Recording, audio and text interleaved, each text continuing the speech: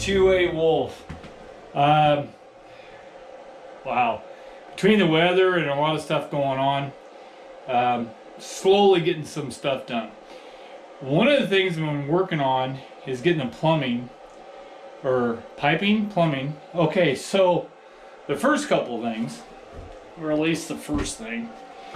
So have the 26-gallon water tank, and I assumed that the outlet fittings were 1/2 inch, and they are not. I couldn't get the PEX stuff in 3/8.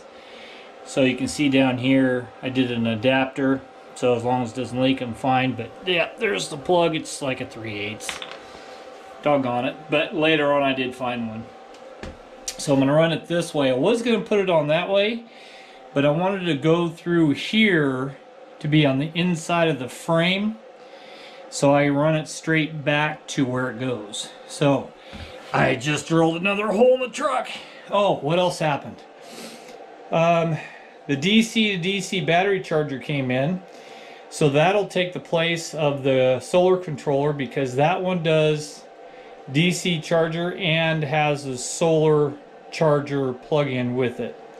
So I'll be hooking that up at some point. And then I had an old work light that I used in the other truck, and went ahead and put this on the inside, because right here is going to be the bed. So I can just reach inside the edge of the bed, turn that on, and that will give you know, light to all the wiring and stuff. So got that all done. Had a couple people say, you know, why do you put the inverter so far away? I didn't want to have it under the bed. So hence that's why I got the 1-aught cable, so I can move it further away. It seems to be working fine. And the one guy's like, well, see, if you put it underneath the bed and you have fuses on, it's probably nothing gonna happen. No more than it would if it was in a cabinet, I guess. And it's a lot easier for the power to come from the batteries to the inverter. And then maybe we can just run a 10 gauge like an extension cord through the floor over to inside that cabinet and just put like a 3-way splitter on it.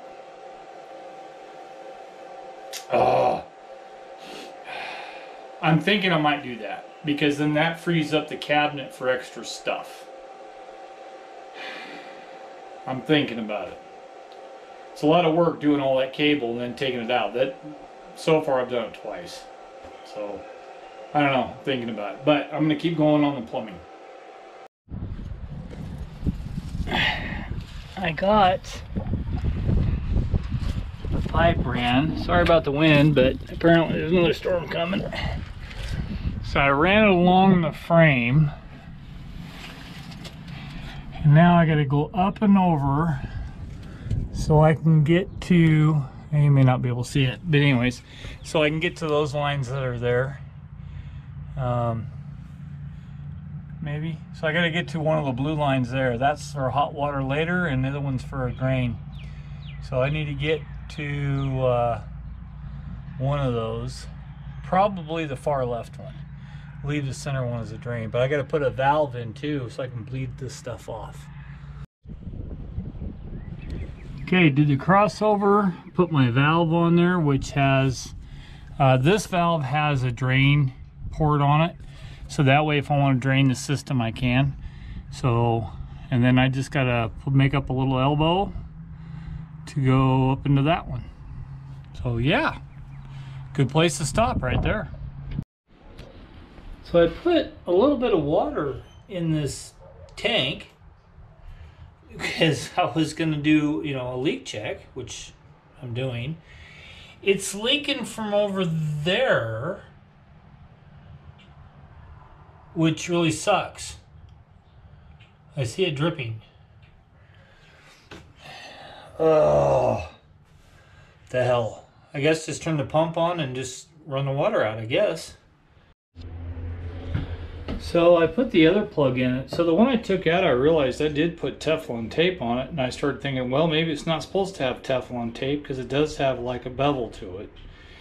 So I put the other one in there. It still leaks. Damn it. So I gotta take the tank out to find out exactly where it's leaking from, or get a galvanized plug and put in there with Teflon. Dang it. Alright, figured it out. So they put this resin stuff on here to mold in that stuff. This corner right here, which would have been on the bottom, it didn't, I can get my fingernail underneath there. So they didn't put this, whatever this epoxy is, it didn't get around the corner. So what I did, I'll use that as the vent. And because see, on this part of the line, it's just head pressure. There is no pressure from the pump because it's over there to go that way. So it wasn't leaking from the plug, it was leaking from where the plug adapter is. So, all right, so I'm gonna put some more water in it, leak check the tank again, because I just have to worry about the bottom two. And once that's not leaking, and I know it's not leaking, I can pressure check the other side. Jeez Louise. Okay, well, no leak. So that's what it was. Just didn't have enough resin all the way around it. Alright, so let's pressure check this. I did find out I am going to put a piece of rubber underneath this elbow because it vibrates on the floor and it's really loud. So we'll see what that's about. Started thinking about it. I ought to get one of those water sensor tape things and put around in this area so if anything gets wet, an alarm goes off. Alright, let's turn this pump on. And for right now, got the switch here, testing it.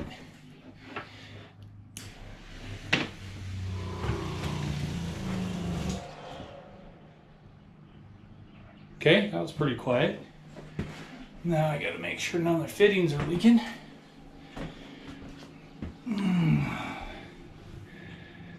I don't think I'm even getting not getting a drip out of anything. Okay, now we gotta check outside. We get down to here and it's not leaking there. Oh, that ground's wet.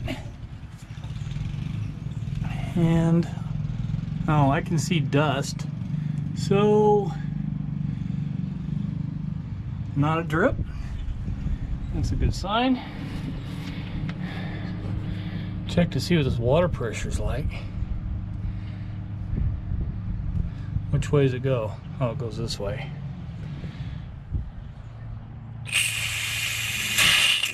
Oh, had water in the line.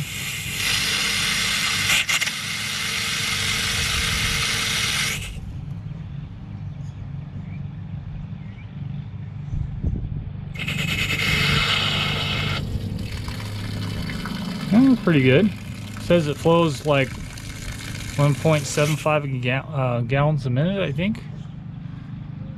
Okay, it's doing pretty good.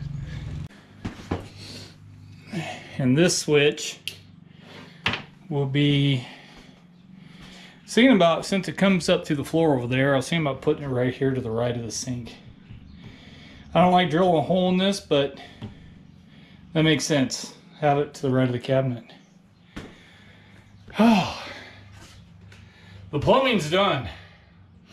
Well, the water line's done. I just got to hook up that one connection and it's done. And then figure out how to anchor the tank down, which I got to look at that.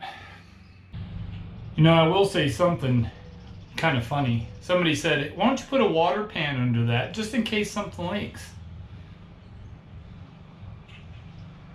Yeah. You know, I keep thinking about this. I mean, I went to a lot of work to get this installed. But I keep thinking about it.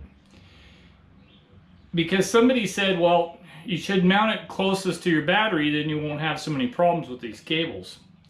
Which is true. So one of the things was I didn't want it mounted underneath the bed just because I'm worried about fire or something. And I don't know, I guess the only time it's going to be on is when we're actually using it. And it does come with a remote.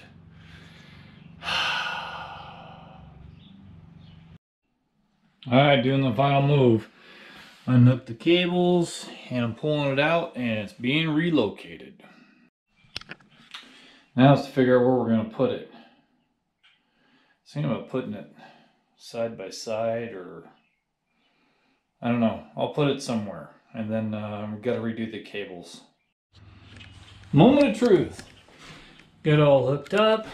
I got the fuse, short 1/0 cable, and I ran the remote into here.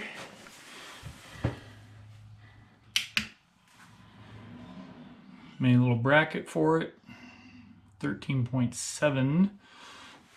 Okay, let's go ahead and apply a little weight to it here. 13.2, 13.1.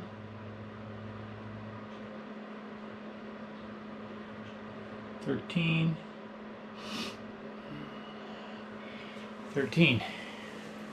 Now, one thing that display does not say is how many watts that is. Let's look. 900, 972.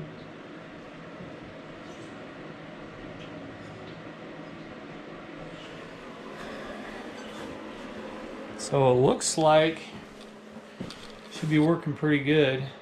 Holding that, oh, dropped to 13, 12.9. So that should do it. So I ain't moving it again. I'll run a heavy cord from here to there. I'll get some 10 gauge, like an extension cord when I need to use it. So there it is. Alright, so got the plumbing done. All I gotta do is like hook up the sink, but that means I gotta cut the countertops. So I got a couple other things I got to dress up and get things done. Yeah, but the countertops I'm really nervous about. But I got the water system all plugged in, and countertops, installing the sink. I'm not too worried, I guess, about cutting the countertops. It's cutting the hole for the sink, because if you're wrong, then you're really screwed.